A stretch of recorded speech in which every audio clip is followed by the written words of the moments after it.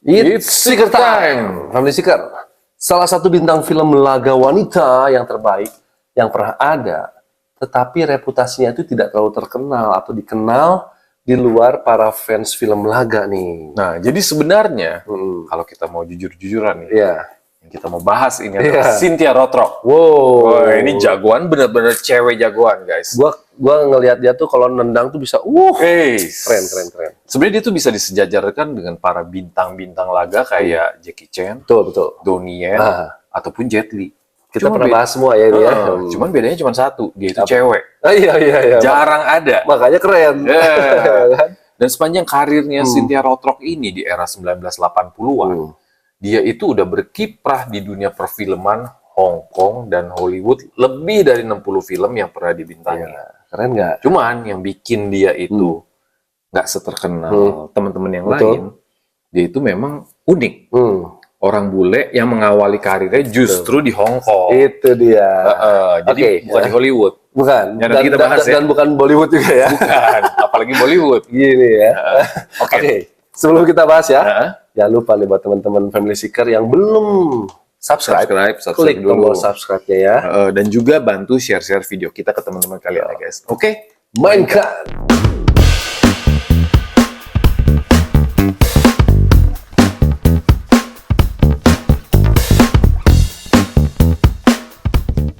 Jadi, selama berkarir di dunia perfilman, Cynthia itu sudah bekerja sama dan juga bertarung melawan para nama besar seperti Michelle Yeoh, Yuan Piao, bahkan juga Sammo Hung nih.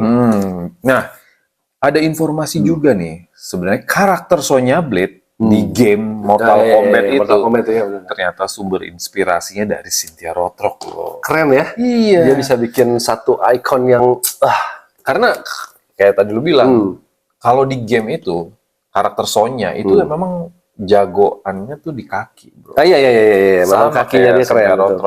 Jadi kalau mau dibilang nih reputasinya Cynthia Rothrock itu sebagai seorang cewek jagoan seni bela diri itu tuh udah melekat banget. Jadi kalau kalian punya saingan atau yang setara sama dia, tolong dong kasih tahu kita ya. Bahas juga di komen ya guys ya. Jadi kita tahu juga. Betul. Karena yang gua tahu paling Michelle Yeoh. Michelle Yeoh betul. Selain itu siapa? Ada. Coba. Aduh, namanya gue lupa. Cuman kalau yang jadul kan yang kita kenal nggak jauh-jauh dari Cynthia Rothrock, apalagi film Hong Kong. Betul. Ya kan? Oh, gue tahu. Siapa? Moon Lee. Kita bahas juga Moon Lee. Nanti kita bahas Moon Lee ya. Oke, kita akan bahas mengenai profilnya dulu nih ya. Ya, kita kupas nih ya. Cynthia Ann Christine Rothrock, kelahiran 8 Maret 1957, lahir di Delaware, USA, dan dia itu besarnya di kota Scranton, Pennsylvania. Jadi dia memang full bule nih ya? Memang aslinya orang Amerika ya, dan dia mengawali kecintaannya terhadap seni bela diri itu sejak usia 13 tahun, bro. SMP berarti ya. Dan dia juga menguasai beberapa jenis aliran bela diri, seperti Wushu, Eagle Claw, bahkan Kung Fu Shaolin Utara ya. Jauh ya mainnya ya. Mainnya jauh. Ke Shaolin. Dan ternyata dia juga pemegang sabuk hitam Taekwondo, bro. Dan Tang Sodu bela diri dari Korea, yang dasar ilmunya tuh karate. Nah, kalau kalian lihat nih di film-filmnya, memang dia tuh sering banget memperlihatkan kemampuan tendangan taekwondonya. Jadi hampir kayak split, bro. Iya. Kayak kalau cowoknya tuh Van Damme. Jadi rapih ya tendangannya ya. Dan itu khas banget melekat di Cynthia Rothrock. Udah deh, udah kayak CV nih pengalaman apa ya? Yang pengalaman kerjanya udah banyak banget ya. Jadi segala aliran bela diri tuh dia bisa. Betul. Dan memang ya balik lagi, dia sabuk hitam, bro. Keren ya? Nggak sembarangan ya. Betul. Jadi nggak cuma mempelajari aja nih, Cynthia juga mengikuti beberapa kompetisi bela diri di Amerika. Jadi memang hebat berarti dia. Jadi memang istilahnya dia juga juara gitu kan. Bukan belajar doang. Betul. Dia memang kompetisi juga, tanding. Sampai dia tuh masuk Hall of Fame majalah Black Belt di tahun 1983, sekaligus sebagai satu-satunya wanita yang menjadi cover majalah bela diri. Nah, ini hal yang langka ya. Betul. Tapi dengan prestasinya di dunia kompetisi bela diri, itu memang dia nggak pernah kepikiran nantinya dia bakal jadi seorang aktris atau jadi seorang bintang laga. Betul. Jadi awalnya gini nih guys, dia itu sempat jadi bintang iklan. Awalnya bintang iklan dulu. Buat KFC. Oh, jadi ayam ditendang sama dia. Ayam begitu tendang langsung jadi udah digoreng. Siap makan. Ternyata hasil yang ia dapatkan dari acting di iklan itu lebih besar dari hasil dia menang kompetisi. Biasanya gitu, bro. Oh gitu ya? Biasanya gitu. Kayak lu pengalaman. Jadi atlet bela diri tuh menangnya sedikit. Nggak seberapa ya. Iya, nah, inilah yang bikin dia jadi kepikiran untuk mengejar karir berakting. Nah, itu dia. Betul. Jadi memang hebatnya sih sebelum dia meninggalkan dunia kompetisi ya, bela diri, dia juga pernah memegang rekor juara karate loh. Selama 5 tahun berturut-turut dari tahun 1981 sampai 1985 sebagai juara wanita. Iya. Ya? Sakti kan? Nah, ini akhirnya setelah ya udahlah dia bulat nih tekadnya, gua mau pindah ke yang lebih besar pendapatannya ya. Iya. Jadi dia memutuskan pindah tempat tinggal juga ke San Jose. Jadi San Jose itu memang agak deket nih sama Hollywood. Iya. Dia berguru sama ada Sifu yang namanya Ernie Reyes senior yang merupakan memang pelatih bela diri dan juga sering ngasih koreografer di Hollywood, bro. Berarti kayak Donnie Yen ya siapa ya? Dan akhirnya dia tuh tergabung dalam Ernie Reyes West Coast Team. Jadi mereka sering perform. Betul. Jadi karirnya di dunia kompetisi bela diri yang mendunia. Karena sering jadi juara ini tuh ternyata terdeteksi oleh beberapa rumah produksi. Film-film yang kelas Wahid nih. Hongkong ya. Tapi yang Hongkong ya. Hongkong Karena memang waktu itu Hongkong tuh lagi booming-boomingnya film-film action. Terus udah gitu memang pintar ya. Dia masukin ke yang perempuannya nih. Iya. Gitu kan, kayak jarang ada soalnya ya. Production House tuh kayak HK Golden Harvest. Ya kan? Di tahun 1983 tuh. Dan dia nggak cuma sampai situ. Aktor Kondang Sammo Hung juga tahu kiprahnya si Cynthia Rothrock ini. Saking menonjolnya ya. Betul. Menonjol penampilannya. Jadi dia itu akhirnya di casting bareng Michelle Yeoh untuk film yang berjudul Yes Madam di tahun 1985. Bahkan kabarnya tadinya tokoh yang diperankan akhirnya dapat ke Cynthia ini tadinya buat cowok. Oh gitu.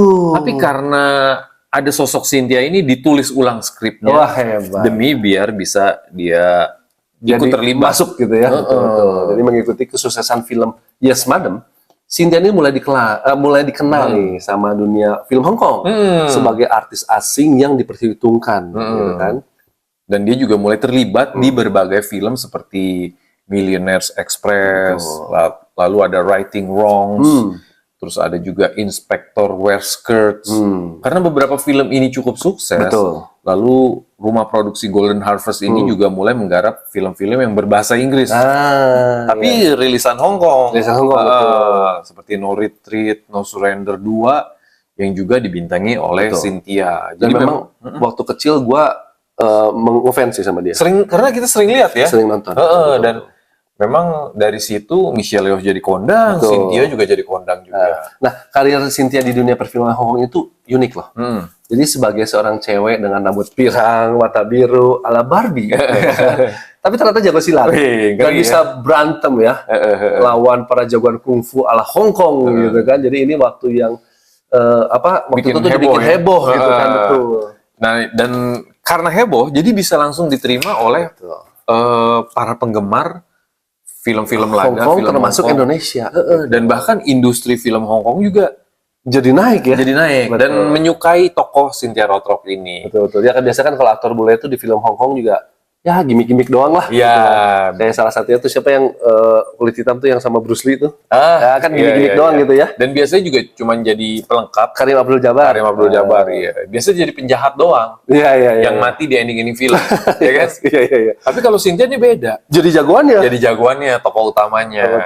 Dan memang booming ya di Asia booming. Bahkan ke Eropa juga booming ya. Jadi dia makin dikenal. Memang dia dikenalnya nggak langsung di Hollywood, bro. Iya. Dari Hong Kong dulu, Asia dulu ya. Jadi biasanya kalau cewek di film Hong Kong itu nggak bener-bener bisa bela diri, guys. Jadi memang efek-efek dari koreografi kamera, betul kan. Umumnya jadi mereka itu di training dulu selama 6 bulan sebelum syuting. Bedanya kalau Cynthia kan memang dia benar-benar basicnya bela diri. Dan dia menekuni ilmu bela diri. Betul. Sebenarnya film-film laga Hong Kong ini itu benar-benar berbahaya banget kalau dilakukan oleh orang yang nggak benar-benar bisa bela diri. Betul. Makanya istilah kan banyak stuntman. Iya, betul. Stunt girl gitu kan. Kalau Cynthia sih enggak, dia lakuin sendiri nih.